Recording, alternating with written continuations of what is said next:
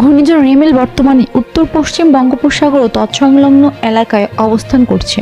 ঘূর্ণিঝড়টি প্রবল বাতাসের শক্তি সঞ্চয় করে আরও উত্তর দিকে অগ্রসর হয়েছে। বর্তমানে ঘূর্ণিঝড় কেন্দ্রের 64 কিলোমিটারের মধ্যে বাতাসের একটানা সর্বোচ্চ গতিবেগ ঘন্টায় 90 কিলোমিটার, যা দমকা অথবা ঝড়ো হাওয়ার আকারে 120 কিলোমিটার পর্যন্ত বৃদ্ধি পাচ্ছে। সেই সঙ্গে প্রবল ঘূর্ণিঝড়টি বর্তমানে পায়রা সমুদ্র বন্দর থেকে 180 কিলোমিটার দক্ষিণে অবস্থান করছে। আবহাওয়া অধিদপ্তরের 13 নম্বর বিশেষ বিজ্ঞপ্তিতে এই তথ্য জানানো হয়েছে।